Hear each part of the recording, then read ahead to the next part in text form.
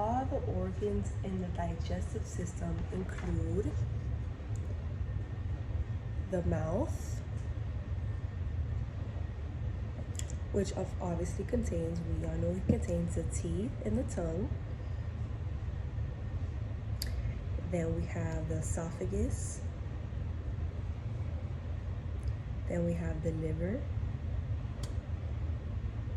We have the gallbladder. We have the pancreas.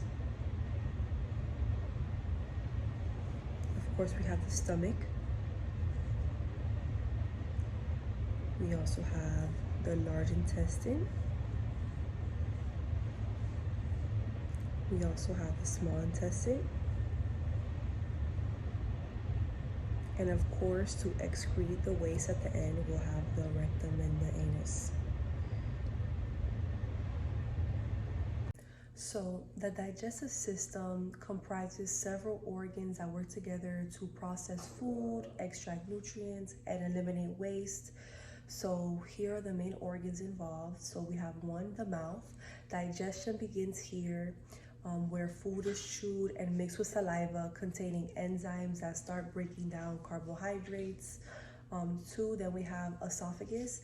This muscular tube connects the mouth to the stomach, allowing food to travel down through a process called peristalsis. And three, we have the stomach. Food enters the stomach where it mixes with gastric juices containing enzymes and hydrochloric acid.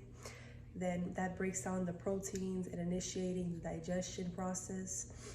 And we have four, the liver produces bile, which helps in the digestion and absorption of fats. Then we have five, gallbladder, stores bile and produced by the liver and releases it into the small intestine when needed. Then six, we have the pancreas, produces enzymes such as proteases, lipases, and amylases, which aid in the digestion of the proteins, fats, and carbohydrates. It also produces bicarbonate to neutralize stomach acid. And then seven, we have the small intestine. The majority of the digestion and the nutrient absorption happens in the small intestine. Enzymes in the pancreas and bile from the liver in the gallbladder further break down the proteins, fats, and carbohydrates.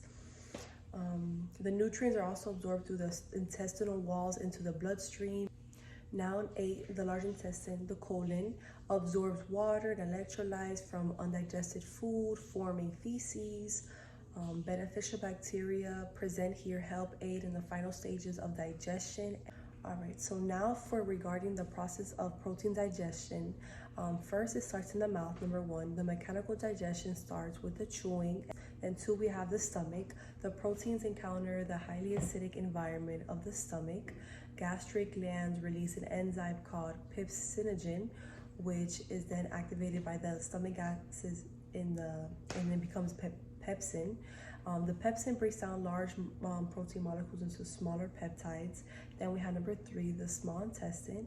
When the acidic chyme, partially digested food from the stomach, enters the small intestine, it stimulates the pancreas to release a proteases enzymes such as trypsin, chymotrypsin, and carboxypeptidase. These enzymes further break down the peptides into smaller peptides and amino acids.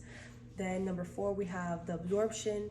The final breakdown products, the amino acids and small peptides, are absorbed through the walls of the small intestine into the bloodstream.